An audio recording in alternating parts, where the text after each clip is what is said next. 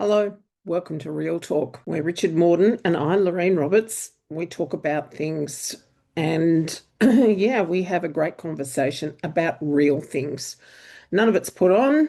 Sometimes we do script what we talk about and we work out what we're going to say because we have a topic that we want to talk about. But today I'm actually going to surprise Richard and say we're recording from the beginning. So let's see, what happens because Richard and I have the most deep, insane conversations. And I want to share this with you because what I've discovered in the last few weeks is really important to share with people so you actually understand the aftermath of narcissistic abuse and other abuse and just how frustrating it is and how deep it goes to the core. And I want to share with you this is going to be one of my own life experiences, and I want to share it with Richard. And I'm going to let you into our conversation, which normally we have prior to doing our recordings. So just waiting for Richard to join. And then off we go. And this one is going to be the fallout of narcissistic abuse. So I hope you enjoy, and I hope you get to understand where I'm coming from, why I'm so passionate about ending this, and how doing it is just so difficult. So I hope you enjoy. Hello, everybody. Now, Richard is with me. I've actually done the introduction before, Richard, before you came on, because I wanted to share an experience that that I'm going through, feeling, and had in the last few weeks. And I thought rather than explain it twice, I thought this is something that can help everybody else grow and everybody else. Now, the name of this podcast, for a start, is going to be The Fallout of Narcissistic Abuse. Now, as everyone probably knows from listening to what I've done, I left a marriage 15 years ago, which was narcissistic, and I had sexual abuse as well. And dealing with that over the years, I thought I'd put so much to bed and it was all very fine. But one of the things, and everyone knows that I'm really passionate about, is explaining and talking about narcissistic abuse so everyone can learn what it is so it doesn't happen to them. So the more I share, the more I know others will learn from it and they will go, oh, and pick up all those little tweaks and things and go, oh, maybe this is happening, that's not right. And they will learn to put their own boundaries in. And hopefully I can change, if I change one person's life on this earth, then I've done my job. And if I can change more than that, well, hallelujah, that will be fantastic. Well, I was going to put on a conference, a forum in Melbourne. We had one before and it's called Conversations That Matter. And I said, I want to do one because this conversation needs to keep going. We need to be talking about, and this is in broad terms, domestic violence. And domestic violence is more than people being hit, and that is horrendous. But I want to educate people on what coercive control is and how it affects you and how it's just as much abuse and how, emotionally you go through the ringer just the same as if you'd been hit. So I have this event that I'm running in 5 weeks' time, 4 weeks' time now. It was meant to be the 10th of October. And I've known about it for the last month. I've got venues, I've got catering, I've done landing pages, I've done booking forms, I've done everything there. But to actually get out and talk about it, there was something stopping me all the time. And yesterday I was meant to be writing a list of all the lawyers, because what we want to do is actually get the decision makers, the people who work with the women, together to get them to understand what's happening, and the decision makers are the ones that can change the laws and we can all get out there and change society's attitudes. So rather than working with broken women, this is working with the step above it, which is why I was so passionate to get involved.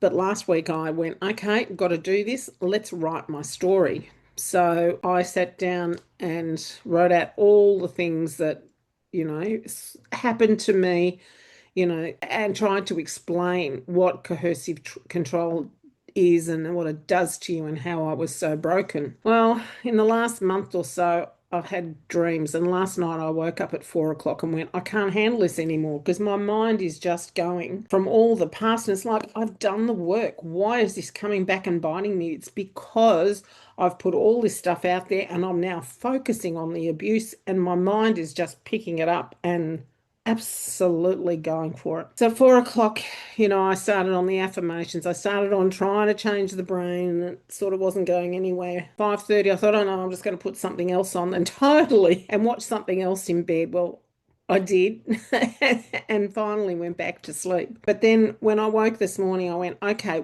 what are the dreams telling me? What am I learning from these dreams? So then the first thing I did was sat down and journaled, what is it? And what do I want from this outcome? And the bottom line is I don't want to talk about what happened to me anymore. I don't want to talk about, I don't want to relive what I've been through. And by absolutely putting it out there and writing all this stuff, this happened, this, and then my mind's going, oh, but you forgot to talk about this, and oh, you forgot to talk about this, and what about this? And, it's like my mind is just reliving it. And I don't want to go there. I don't want to do it. I was in a really good place before, and I know I can get back there easily. That is not an issue because I know how to do it, which is why I work with women who are going through this, because I know what to do, but I don't want to live it. And that's what I thought. Like, this is 15 years later, and the impact and the fallout, everything that's happened to me is still coming back and biting me. Now, because I can get out of this funk, and that's not an issue to get out of the funk. If I didn't know how to get out of the funk, I would still be reliving it again. And this is what I want to put out there to people, that just because you've dealt with it once, it comes back at times with things, and I've deliberately dived into this by trying to put this forum on. So it comes back and bites you, and you need to constantly deal with it. It's never erased because it is a part of you. It is a part of your past, and you need to accept that. And I certainly do. And I certainly have a lot of gratitude for what it's taught me, because without that, I would have no boundaries. I would not be who I am today. I would not be able to speak up. I would not be able to lead other women through this. I wouldn't be who I am. So, yeah, that's what basically what I wanted to talk to Richard about, and let's do this in a public forum so everyone can get our conversations, because Richard and I have the most amazing conversations. So that's what I wanted to share, Richard. So now you understand why I went, no, this needs to be recorded right from the beginning. No conversation between you and I. But the fallout of narcissistic abuse just goes on. It goes on for the rest of your life. Whether and I've dealt with it. It still comes back at times. So I don't know whether you've had any experience with that happening yet. And Richard's internet is really slow today. Well, the last few months I've worked with another friend of mine who was leaving a narcissistic relationship. So we've done a lot of work using my model time sweeps to help extract her, release herself from the control, because it's so much of an emotional, and we talk about the cortisol and oxytocin control of the cycle of this high stress points, and then where the oxytocin comes in, they've mapped it out, and literally it paralyzes you because you're still in this love cycle. And how this started too was the initial stage was, and this is why I talk about love bombing. They fulfill every need you ever think you'll ever need. Every emotional point they tap off with their mimicry, and all kinds of ways they identify with you, and you think, I found this amazing person. And especially when you're stepping into a relationship you did at 20 years old, you were still very young, and this control took over you. Like, it literally dominated your life. And my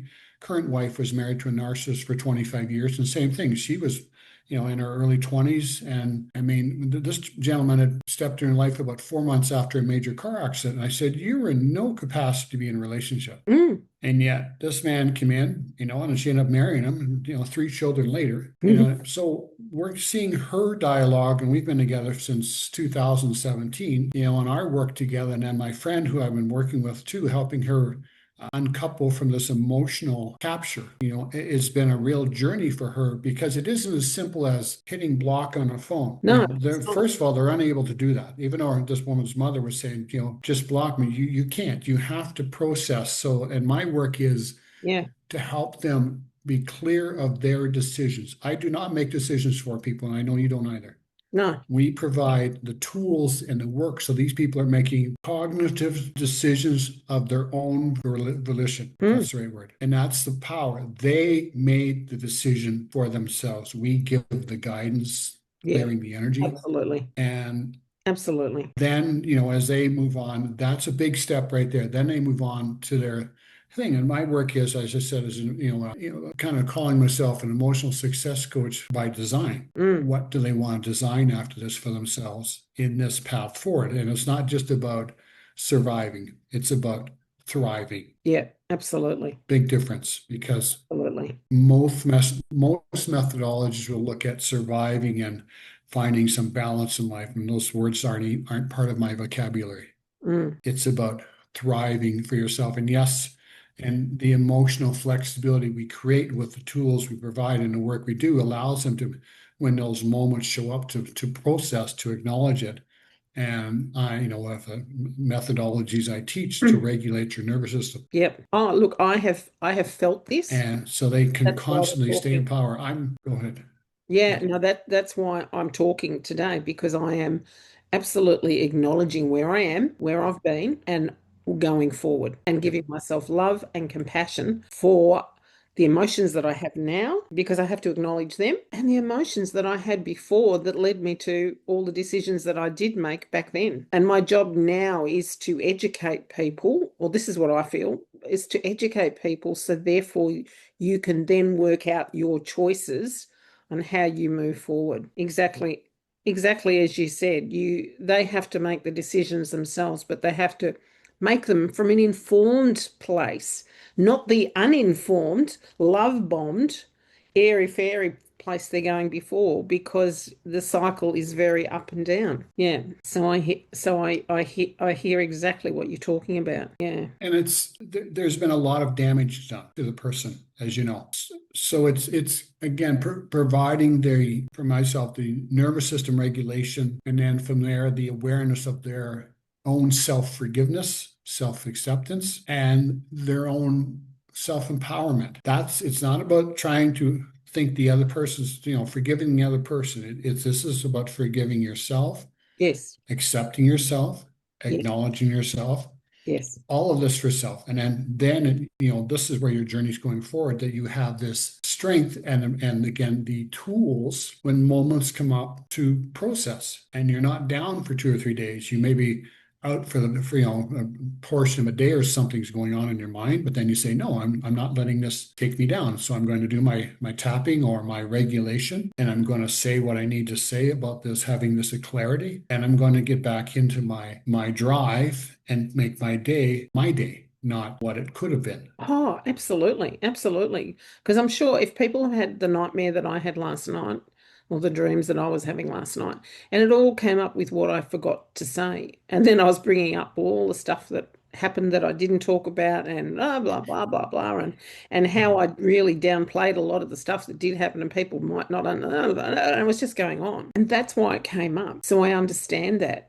I've lost the train of thought that I was going to say to you, but I know that this is a blimp out of today and it will be gone. And that's what doing the work and learning how to deal with it actually gives you. That's the gift that you end up 15 years down the track and actually receiving and having, is that you can actually deal with it. And as you said, 30 years.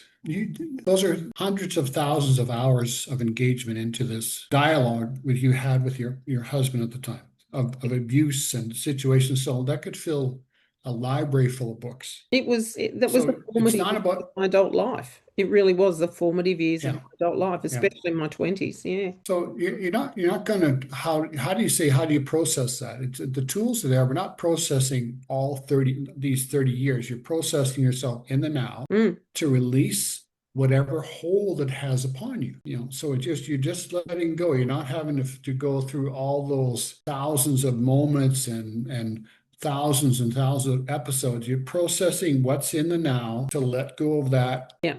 tension, belief at the time, in present time, to move forward. So we're not having, and no disrespect, not having to take another 15 years to find your life. We're doing it in much faster time, much quicker time to to step into your life because you moved to wanting to be a therapist, getting qualifications. Many people just want to get on with their life. I want to build my new life. So we're not having to qualify. We're having to just establishing yourself in your authority, your empowerment, and creating what you want now.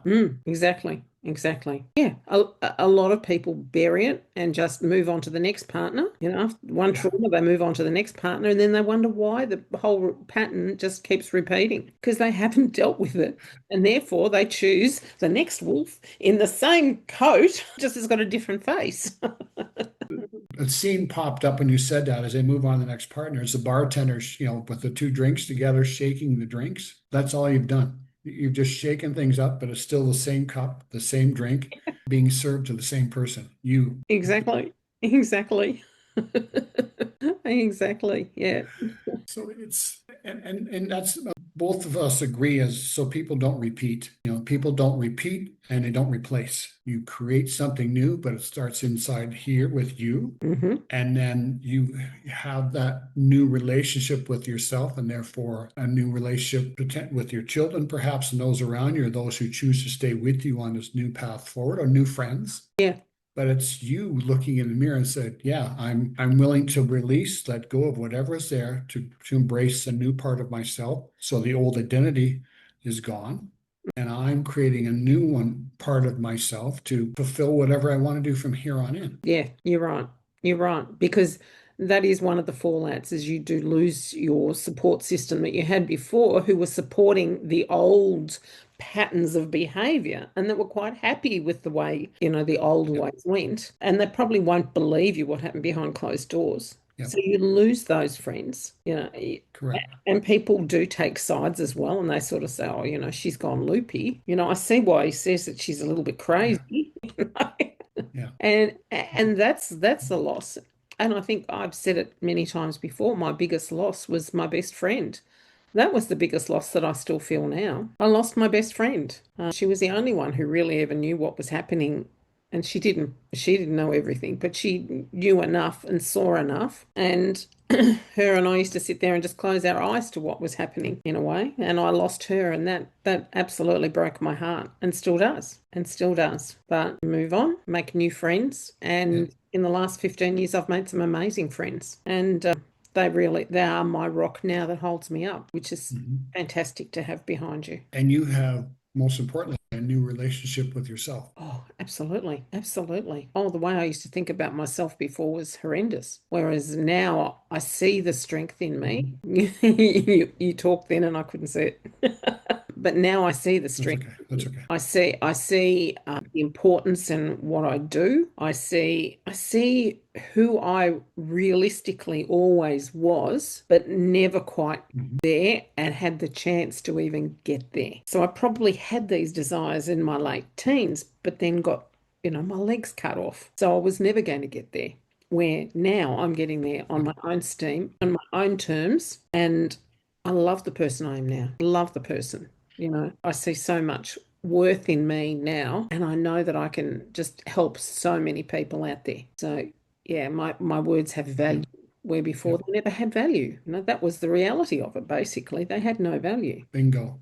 Yeah, never. Bingo. Yeah, exactly. Your words have value. They have value to yourself and value to the people who need your help. Exactly. And Yeah. value to society because even if they don't need my help, they still can learn from things that the wisdom that I've gained. And boy, have I gained some wisdom. Yeah. Yep. No, I'll own that one. Absolutely own it.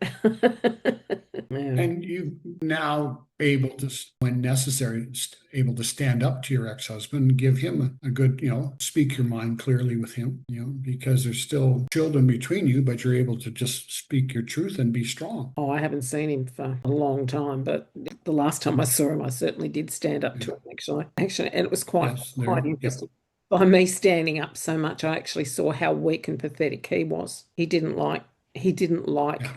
the new me, and he won't like the new me. And I know he's still Mhm. manipulating and playing games behind my back at the moment, actually. And I just sit there and go, whatever. It's water off a duck's back, water Yeah. off a duck's back. I know that I'm the better person. I know that I'm not playing games. And what I speak about is the truth. It's certainly my truth. Yes. And yeah, it's probably confronting to him, probably very confronting. Mhm. And I'm sure he wouldn't listen to it. And he'd be sitting there saying, this is all bullshit. But that's his problem. Yeah. And his new partner's problem. That's their problem. I think, yeah, you have different lives now. Yeah. Beautiful. And I can tell why what's happening in the background that he hasn't changed. The patterns are still there. Yeah. No, not at all. So They I've changed, but they they play on a script, and that script just plays 24/7 till the day they die. yeah, absolutely. Yeah, yes. And no matter what you want to do, you can't change them. And that's what No, there's no remorse. There'll never be any recognition from them. Nothing from them of any type of redemptive dialogue. Sorry, nothing from them. You have to look at this as your journey for yourself, yes. and any attachment you have to them for anything needs to be processed and let go, because those pieces of their side will never come into play, ever. No, it won't. It won't. Yeah, it won't. And Tony Robbins taught me that, listening to Tony Robbins, I was listening to one of his CDs once and he sort of said, you can never change anyone else, you can only change yourself. And that probably was the switch in my psyche that went, because at the time I wasn't prepared to even leave. I didn't think I could. I believed that I was just so useless, so broken, that this is going to be my life for the rest of my life, because I can't change him. I can only change myself. And at that stage, I absolutely resigned and just fell into a heap. Absolutely fell into a heap. And probably, my energy just got wiped out. And it's interesting, Yeah. I have wondered whether that was actually the turning point in our marriage, when I suddenly Mhm. stopped being, because he always used to tell me I was a challenge. You're a challenge. You challenge me all the time. And I'd think, what do I do to challenge you? I don't know. But that's when the fight left me. Yeah. And I absolutely probably crumbled. And once I crumbled, he didn't like what he was seeing in front of me, because there was no challenge left for him. There was nothing there was nothing to beat up on, because I was already in the gutter. And I wonder Yeah. whether that was the absolute turning point, that he went, oh, I've got to find someone else, someone who can challenge me, someone who'll be, stimulate me, because that's when I just melted and just, yeah, just crumbled, absolutely crumbled. Yeah, resigned. But I know someone else who hit that stage where there was nothing left. But for them, that was a turning point. Mm, They literally collapsed. And then from there, they realized they couldn't do this anymore themselves. And they started then to extract themselves from the relationship. But, that thing, maybe a reframe on that change. I mean, looking at, sometimes you can't change them, but sometimes only one of you has the power to change. So mm. you take the power to change you. It's an empowerment. It's not an escape mechanism. It's an empowerment for you to make choices and decisions for you. Yeah, I was probably too broken to be able to make that choice at that stage, though. Yeah. I was well and truly, yeah, too Yeah. broken, because I'd been trying to change myself, trying to grow. I'd been I was sitting there listening to Tony Robbins, and I was trying to Yeah. do that, but at Yeah. that stage, it was like, this is just too hard. So I was Yeah. virtually ready to crawl up and die. That was it for me. And I believed I had no worth in the world either. Right. I honestly believe if I had died, I would have done everybody a favor. And Yeah. my children didn't need me. No one loved me. I had no worth, no reason to even be alive. And what was the point of purpose of my life? I honestly believed there was nothing. And I was Right. just a liability to this whole earth. And that was my true belief. So there was nothing to fight, to stand up for. I think that's where I absolutely crumbled. So yes, it was a Right. it was a turning point I didn't understand at the time. But it's when I literally melted and just became nothing. And if we can help somebody, you can help somebody before that, Oh, before they hit that bottom, help them have those choices. But again, that's when I said maybe that's a point where that call with you helps them realize they have the power to change themselves, of releasing themselves from these attachments and realizing they've been facing incredible amounts of lies since the moment this person stepped into their life. Like lie after lie after lie. And I think it's just accepting that everything they said to you was a lie. Everything. And then coming to whatever acceptance you can of that, because a lot of times with people, I can't accept that. So even accept that you can't accept that. This is a point of our own truth. I want to address this because sometimes I can't accept that this person lied to me that much. Okay, accept that. Just accept that truth. I can't accept that because they would do that. I don't believe they would do that. Accept that. Yes. Yes. Now you're talking to the truth of your system. What's in your system? Yes. You accept your refusal, accept your own denial. I deny that this person lied to me. I'm sure they loved me at some point. So accept, and you say, so I don't believe you. Accept that. Wherever it is that, this is where we get caught because we don't know where to go. Because you say, this person's been lying to you all along and you refuse. Now you're in a lock because I refuse, so there's no movement. And so, but when you accept the point that I accept that I don't believe you, Lorraine, that this person would lie to me, then you say, I accept that. Because you're not trying to fight you. We're not trying to fight you with saying, well, I know they are, because we're talking decades of cognitive dissonance of whatever's going on. But my point was, this is the EFT part of it, the emotional freedom technique. When we accept our truth in a moment and say, so instead of trying to negotiate and navigate to this person and say, well, look at this, and that, they're still going to, their overall umbrella is this person, I know they love me because I felt it. And true what you felt. And you do. But again, accept the point that I refuse to believe you. And from that point, now okay, now we accept that. So what else are we refusing to accept? I accept that. So both parties accept that. I accept, we're not fighting, we're agreeing on something. And then, but in all the little ways to accept that he maybe wasn't honest a lot of the time. Yes, I accept that. Now you're working on increments. Yes. Down the scale. Yes. You're not trying to open the door. You're trying to open door crack to see where it started showing up, where you saw the cracks, where this person started to isolate you, where they started to belittle you. Yeah. Can you accept that? Yes. And so we're just building on truth, but accept the truth is if you're saying my wife was a narcissist, I could say, I don't believe you, but then let's accept that. Yeah. So I'm highlighting this because to me, when the system, we acknowledge our truth in a moment of even our refusal and our denial. Now we're being true to our system. Yeah. Yep. And we're acknowledging ourselves in its true state in this moment. So we're not battling, we're agreeing legitimately. Yes. Yes. Now we find the cracks and we examine those and find a way of acceptance of those. Yeah. Yeah. No, that's even of yourself. Okay, keep going. Well, even in your own dialogue. I say I can't believe that you would have done all this, and I couldn't see it. Accept that because I can't believe. Well, I accept that I can't believe. We're accepting our truth. I accept that there's no way I could have been such a fool. Accept that. I mean, and then because we're denying. Oftentimes, maybe friends told us, and we wouldn't believe them. I accept that because we don't want to admit that they were right. So it's looking at all the ways we box ourselves in to try and find some way that we don't have to admit that we were wrong.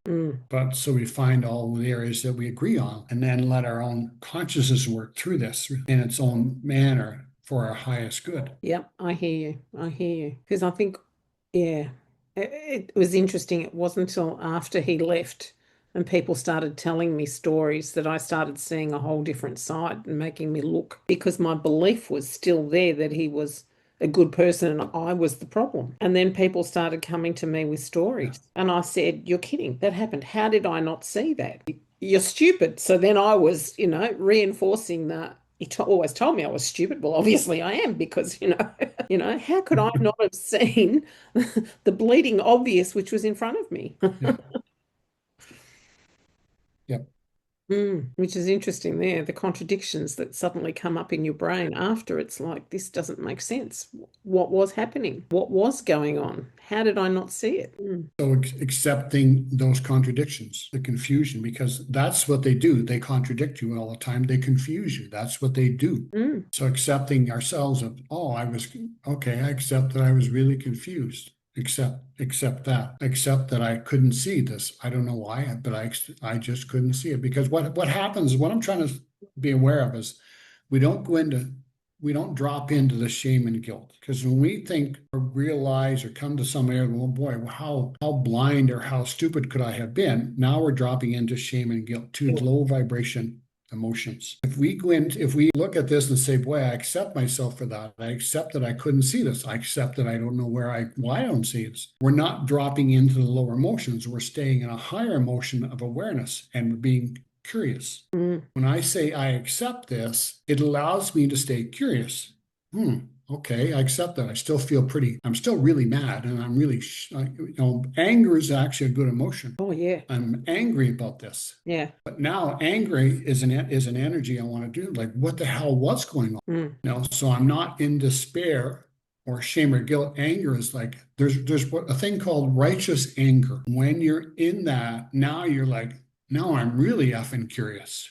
What the frig was going on? I like that. Righteous anger.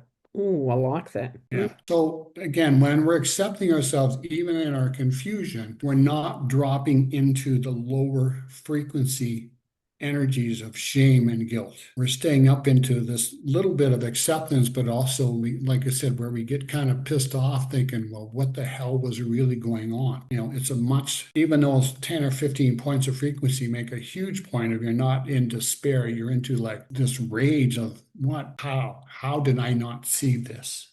That's a good emotion. Yes. And from there, we can, okay, let's go. Good support. Let's go. Let's be inquisitive about this. Even let the anger come. Let the anger come out, and again, be curious with anger. Be like, be in that rage of righteous anger to allow this energy, because you've been compressed, not even suppressed. You've been compressed for decades, and now we're releasing a lot of the tension in your body with the anger, because it's now being like, you're being curious, you're being inquisitive, you're being the inquisitor, and it's like you want to get to the bottom of this effing pile of shit, no matter what. When you've never been angry, and you suddenly explode and you've got no control over it because you're so angry, the aftermath of that is fear. I don't ever want to go there again because I was out of control. That was a very interesting emotion that I certainly felt. It was like, oh, then there was the shame of the explosion and the fear that it was going to happen again. That was a very interesting time when that happened to me. But this is where guidance comes in. This is where you and I working with someone allows them to embrace that without being afraid of it, trying to shut it down again. We want to, because it's energy that's been compressed in your system. I'm sure the word is sympathetic. When you've had that nervous system of 30 years of abuse, of trauma. This is releasing that. This is processing that. So this is helping your nervous system release the trauma. I think the term is go into parasympathetic, where it's starting to release this tension in your body. So with tools like tapping, whatever holds from that, you're allowing that energy to come out of your body. So you're not trying to deny or avoid or make sure that doesn't happen again. We want to embrace that energy and work with it to allow you to regulate, to come to understanding and awareness of yourself, and allow it to release in ways. When I'm teaching somebody and I'm doing the EFT tapping when they're angry, that's the best time ever. Let's go with that anger. I'm really angry. I'm really angry. Whether it's a hold or a mudra hold or something like that, the Nayagama, something like that. While you're addressing the anger, while the person's doing some sort of regulation, maybe you have some other tools, that's the best time ever to work through this with guidance. And now we've got a witness and you're allowing yourself to process because you're in a zone of safety. That's right. That's right. At the time I was going through that, I was seeing a psychologist, but she was giving me absolutely no tools. It was just talk it out. Talk it out doesn't work all the time. I wanted tools. She didn't give me any. Absolutely none. Tell me how you feel. Tell me how you feel. Tell me how you feel. Tell me how to deal with it. Oh, you'll work it out. No. You'll work it out. That was a statement to you? Yeah. It was like, you've got it inside. You can find the answers. Well, I couldn't find the answers. I wanted the tools, and she wouldn't give them to me. Yes. So yes. I'm just going to leave that alone. I know. So hence working with Richard and I, we give you tools. Absolute tools to go through it. Yeah, To work out yeah, how to deal with it, So you move through it yeah. faster rather than just sitting in it and Because back again, come back again, come back again, unlining her yeah. pocket. With the tools, you're releasing the tension in your body. Mm, So you're allowing your body to once, and so you're not. It's not words. It's a physical process, and then maybe some awareness comes through afterwards. But it's because a lot of it's based on all you're trying to make sense of it. How do you make sense of 30 years of traumatic abuse? How do you dialogue 30 years of hundreds of thousands of hours of domestic, verbal, and physical violence? you can't. It's acceptance. It's acceptance, self-love, and Yeah, actually being able to see it for what it is. Because once you can see it, then you've yeah, got choices, and it's about the right, choices that you can make thereafter. Just reliving it doesn't make you see it for what it is, and doesn't give you the correct, ability to have choices. And correct. the choices for everybody are different.